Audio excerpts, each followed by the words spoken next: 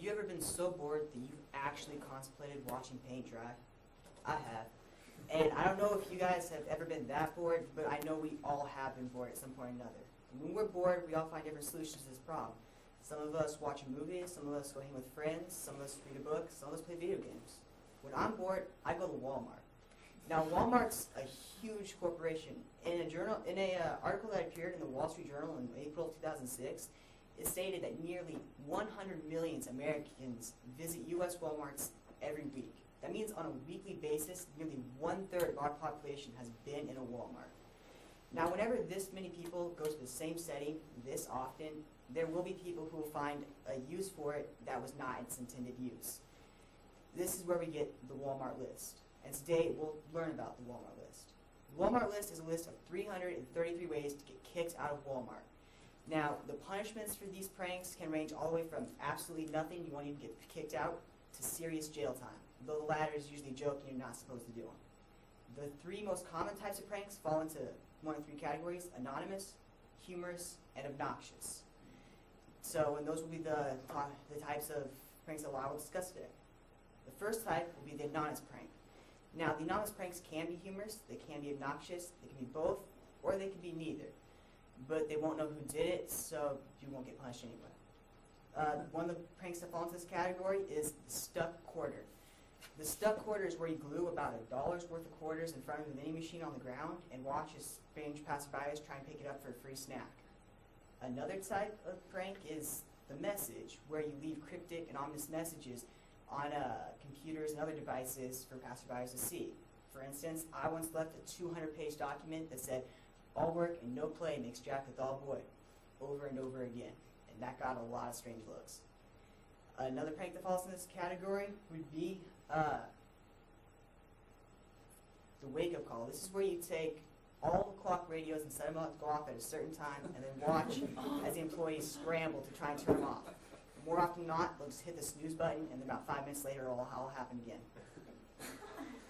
The reaction to these pranks varies depending on the prank and can be different for both customers and employees. For instance, customers generally find the wake-up call to be very funny, while employees are very irritated by it.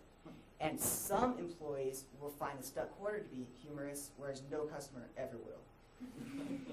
In an interview with some people who have done some of these pranks, I was told that they are generally non-violent pranks. They result in a good time, and as long as you don't enter with a malevolent attitude, no one will get hurt and you won't usually damage any property.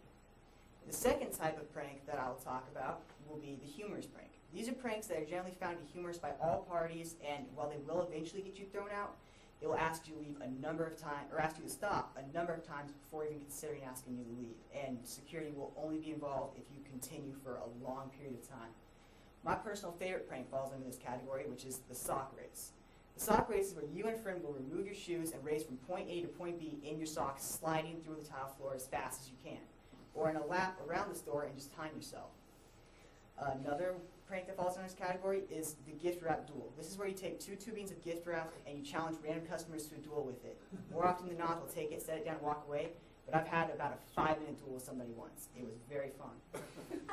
Another prank that falls under this category is the pregnancy test. This is where you go, you buy a pregnancy test, walk into the bathroom, and about a minute later burst out yelling, "I'm pregnant! I'm pregnant!" and start doing cartwheels and all kinds of congratulatory things.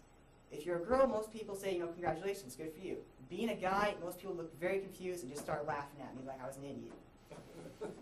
In a review, reactions to these ones are generally humorous, and while it is store policy, employees will ask you to stop and leave. They generally will not become angry with you and will only involve security if you force them to. In an interview with a customer, they said that if they were my age again and still in high school, these would definitely be pranks they would try, as they're reminiscent of the pranks that they tried in their childhood. The last type of prank that I'll talk about is the obnoxious prank. The obnoxious prank is a prank that's only found funny by you and your friends. Both customers and employees will generally find this very irritating, will tell you to stop it and leave at the same time, and if you don't, will involve security. A prank that falls into this is the Green Day concert. This is where you walk into their musical section if they have one and grab a guitar, or if they don't, just go a cappella and start half yelling, half shrieking the lyrics to "Wake Me When September Ends" in front of a camera as though you're auditioning for American Idol. They will ask you to leave almost immediately after this. Another one of these pranks would be the bad sign. This is where you take garbage bags, surgical tubing, a hacksaw, some bleach, and walk around the store singing Somewhere Over the Rainbow and ask them where they keep their rubber gloves. Another prank that falls in this category is the ad. This is where you print up about 200 ads for rival stores like Target or JCPenney, or our friend was here, Albertsons, and start handing them to customers or taping them all over the wall. If you have access to the intercom, announce them over the intercom, which is surprisingly easy. Me and my friends got kicked out doing this one in about 2 minutes and managed to distribute about 200 ads. The customers mostly left. They did not like this. Reactions to these pranks are generally negative. Employees will tell you to leave immediately, may involve security, and depending on the prank, customers do not like immediate. The ad doesn't offend them usually, but they just act confused. When asked, employees did not want to comment on this type of prank and would generally just direct you away. The ones that did said they would call security almost immediately. Looking back over the types of pranks that I've talked about, the anonymous, humorous, and the obnoxious prank, we have learned, a good way to pass the Saturday, and we've heard the response from pranksters, from the customers, and from employees. In conclusion, I cannot endorse these acts, nor do I wish to, but I cannot deny their entertainment value. Thank you.